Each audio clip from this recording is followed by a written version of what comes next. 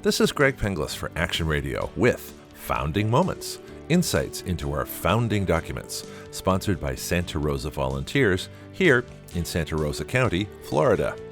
Santa Rosa Volunteers is available at their website, SRV1776.com. That's SRV1776.com. Federalist Papers, number 5. Once again, we return to the elitist, national government promoting and future Supreme Court Chief Justice John Jay.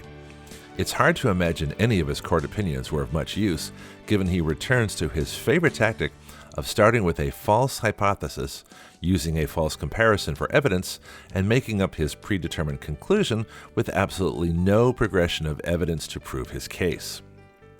His basic premise is that since England and Scotland formed an entire and perfect union, which is something he got from a letter by Queen Anne back in 1706 when the states were mere colonies, that we could do exactly the same here with our states.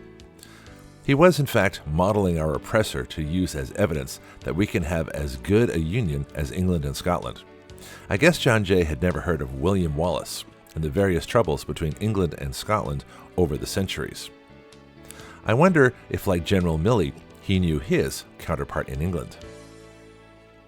The reason this is a false comparison is that England is a monarchy and therefore irrelevant to comparison to our states under the Articles of Confederation.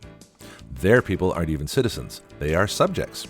Scotland has been under the thumb and control of England also for centuries, as the King of England is also the King of Scotland, so again, this is hardly a voluntary or equal union, as are the states under the Articles of Confederation.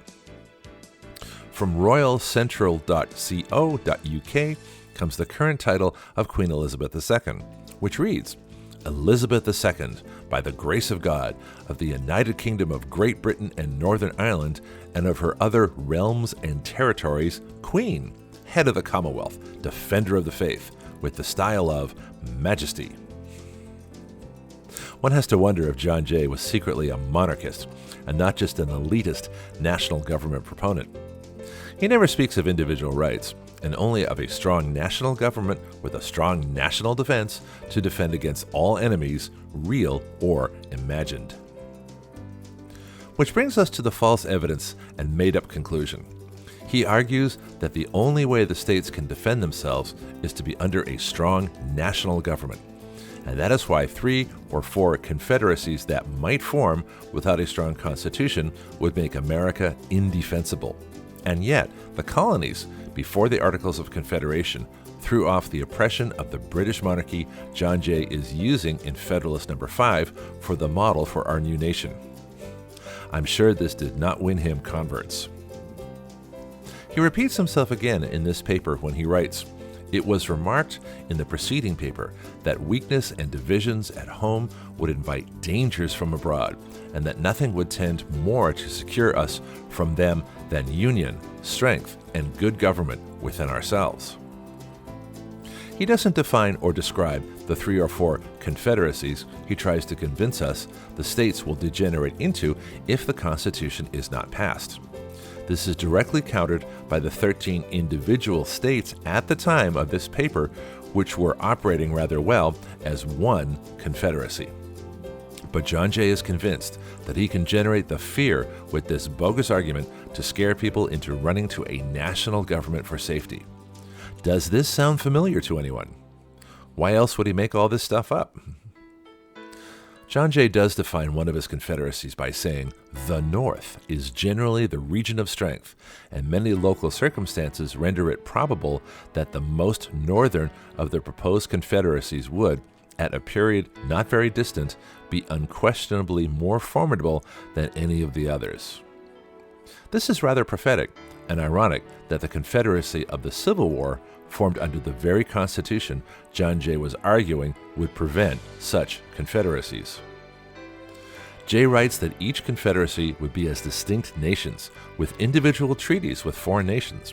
Of this he said, hence it might and probably would happen that the foreign nation with whom the Southern Confederacy might be at war would be the one with whom the Northern Confederacy would be the most desirous of preserving peace and friendship.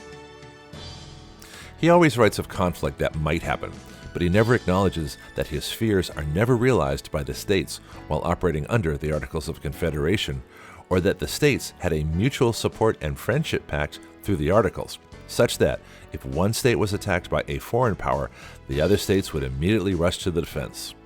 The colonies had neither an army, a navy, nor a national government, but created a continental army and navy nonetheless, and won independence from England. This goes against the doom and gloom of Jay's imaginary scenarios of why something that is working won't work. So what exactly was John Jay talking about? Seems to me he has a predetermined conclusion in search of evidence and comparisons that don't exist. The source for the Federalist Papers is federalistpapers.org. The Anti-Federalist Papers are from selfeducatedamerican.com. The Articles of Confederation are from usconstitution.net. This is Greg Penglis for Action Radio with Founding Moments, sponsored by Santa Rosa Volunteers. Their website is SRV1776.com. That's SRV1776.com. Please share this report to anyone who needs it.